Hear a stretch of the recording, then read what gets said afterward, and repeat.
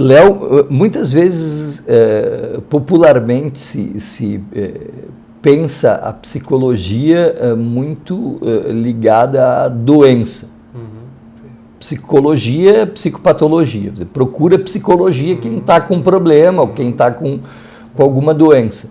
Hoje a gente tem uma perspectiva na psicologia que tenta valorizar muito mais aquilo que a pessoa tem de preservado e de positivo do que propriamente aquilo que ela tem de psicopatológico. Né? Tu parte muito mais da rigidez do que da doença. Como é que é trabalhar com isso e o que é psicologia positiva? Não, e vou além, né? Não só a gente poder olhar para essa parte mais saudável, porque inclusive incentivando algumas coisas saudáveis, a gente está eliminando alguns sintomas. Então é uma lógica completamente diferente. Se eu te incentivo a fazer uma prática de gratidão, por exemplo, isso vai te conectar com a vida de uma outra forma. Então tem vários indicadores que mostram isso. Mas óbvio, se eu me ligo à vida de uma outra forma, logo eu estou também prevenindo uma série de sintomas, eu estou diminuindo alguns deles, né? Só porque eu estou investindo nessa parte positiva. Então a psicologia positiva, na verdade, já te respondendo, é um olhar, né? É desenvolver uma capacidade de poder enxergar, por exemplo, quais são as forças pessoais do Luciano, né? O que no dia a dia ele faz bem, se sente energizado, o que faz ele engajar numa atividade e, enfim, né, sabe daquelas que a gente faz e perde a noção do tempo? Né? Então, poder incentivar isso e descobrir isso, muitas vezes essa experiência no consultório é muito gratificante, né? Tu poder chegar com o teu cliente e poder dizer, tá, vamos ver, vou fazer esse testezinho aqui das forças pessoais, como assim, existe isso? Né? Pô, o cara está falando ali na anamnese, perguntando o quanto a espiritualidade é importante na vida dele de 0 a 10. Como assim? Que espiritualidade? Quando eu pergunto que a saúde é biopsicossocial, espiritual e que a gente tem que olhar para essas 4 dimensões, como assim? Então, a gente não só está olhando para isso, incentivando e trabalhando, mas como tu está abrindo um espaço para o teu cliente poder enxergar que aquilo é importante na vida dele. E ao enxergar que isso é importante, ele começa a enxergar outras possibilidades que antes não existiam, inclusive da própria função da psicoterapia, né? Que socialmente provavelmente ele teve lá por um problema, por um sofrimento, né? Vou lá para resolver alguma coisa e percebe que, opa, não estou aqui só para resolver, eu estou aqui para buscar algum tipo de atendimento que também me leve ao florescimento, também me leve à maximização das minhas forças, enfim.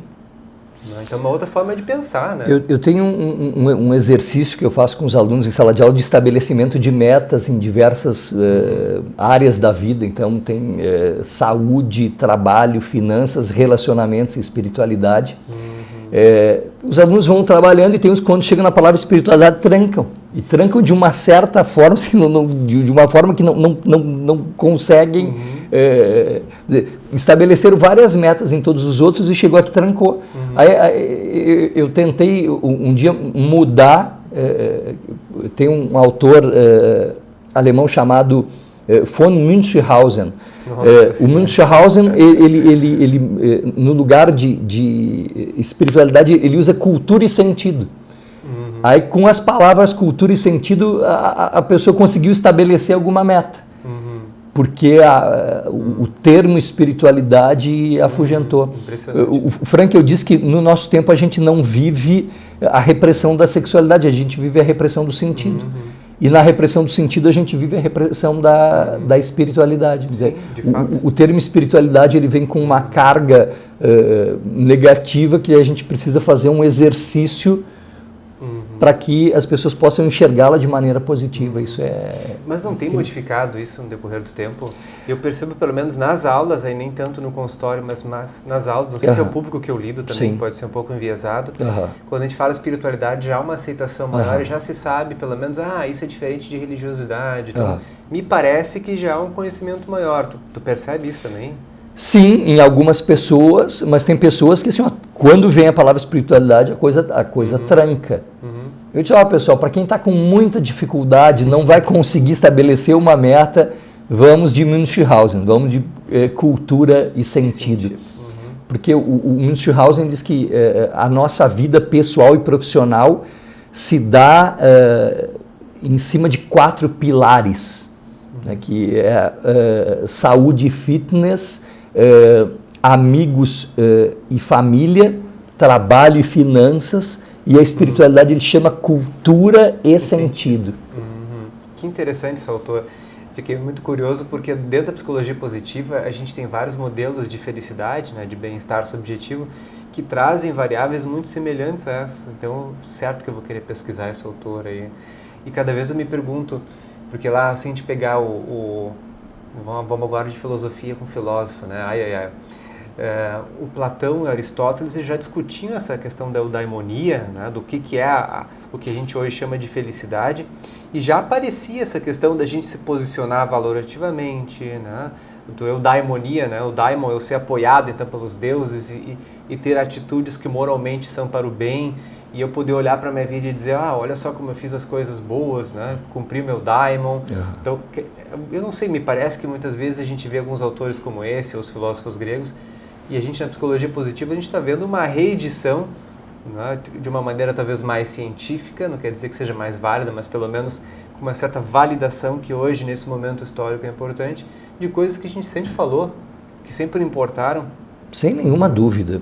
Às vezes o pessoal da filosofia contemporânea fica um pouco bravo comigo, que eu digo que na filosofia contemporânea a gente dá uma outra roupagem para questões que a gente vem discutindo desde os pré-socráticos. Eu tenho essa impressão também. Né? Em Aristóteles, o que é felicidade? O que é agir moralmente? É realizar aquilo que eu efetivamente sou. A gente está redescobrindo isso com uma linguagem extremamente sofisticada, né? Ou em Platão, o exercício dialético de eu ascender dialeticamente ao mundo das ideias. Quer dizer, a gente dá outros nomes para o mundo das ideias, mas a gente está fazendo o caminho dialético platônico ainda, né? E se a gente pensar as grandes intuições que muitos filósofos estoicos tiveram, eles têm esse nome estoicos porque eles se reuniam num pórtico multicolorido, stoa poikile. E é por daí que vem o nome estoicos.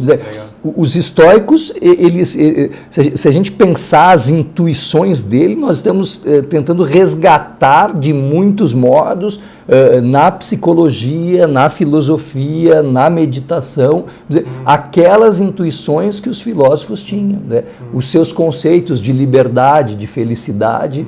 Então, a ética estoica, hoje a gente vive um reflorescimento dela vertiginoso e bastante interessante no meu entendimento. Engraçado porque na nossa outra conversa a gente falava sobre talvez uma perspectiva não muito favorecedora, né, do vazio existencial, da sociedade de consumo, e eu fico pensando se não é via o espiritual ou a espiritualidade que a gente não vai se reconectar com uma realidade mais profunda, com uma realidade existencial mais valorativa, né, ligada à questão noogênica lá do Frankl. A partir do momento que eu me conecto à minha realidade interna, com meus valores, eu me conectando comigo, consigo me conectar melhor com o outro, e aí assim eu tenho uma possibilidade de mudança. Então eu fico pensando, será que a espiritualidade que já está surgindo aí nos cursos, nos temas, não seria, além de uma característica humana intrínseca, que só o animal humano consegue, né, exercê-la, que tem a ver com a transcendência, se não é via espiritualidade que a gente tem alguma chance aí de mudar alguma coisa? Fico pensando que é voltar para o mais básico que a gente vai poder fazer alguma modificação para o mundo. Não sei se acredito que eu viajei agora. Não. Eu concordo, vou muito por aí. Uma das coisas, aquele fenômeno que eu observei lá no exercício, das pessoas trancarem diante da palavra espiritualidade, elas conectam muito espiritualidade com religiosidade. São dois fenômenos distintos que podem ocorrer concomitantemente. Eu posso ter espiritualidade sem religiosidade, eu posso ter religiosidade sem espiritualidade. Essa é das piores produções humanas de todos os tempos. Porque a religiosidade sem espiritualidade, ela descamba para aquilo que não é positivo na religiosidade. né? O ritualismo, ortodoxia, a ortodoxia, mas ortodoxia aqui no sentido pejorativo, né?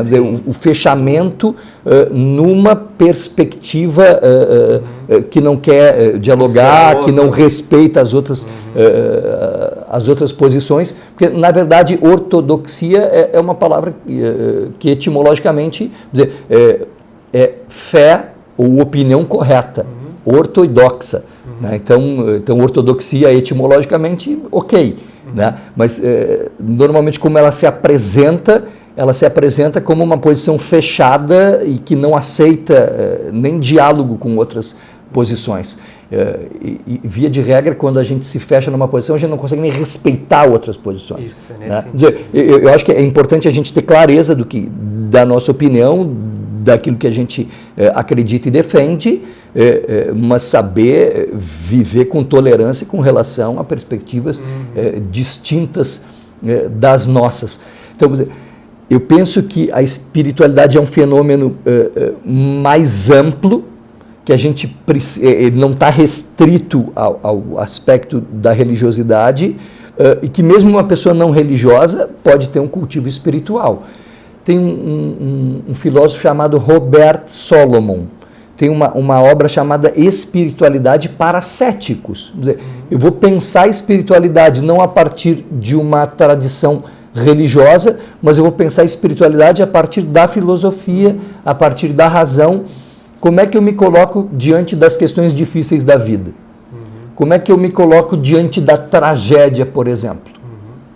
Se eu confundo espiritualidade com religiosidade, bom, diante da tragédia, eu não sendo uma pessoa religiosa, eu estou ralado, para não dizer uma coisa mais precisa, e que não poderia ser dita aqui, né? Mas eu posso, diante da perspectiva da razão, buscar me colocar diante do sofrimento, das coisas difíceis da vida, ou aí vem aquela palavra que tu usaste antes, de me reconectar com vários elementos mais profundos que me fazem enfrentar com cabeça erguida as vicissitudes da vida.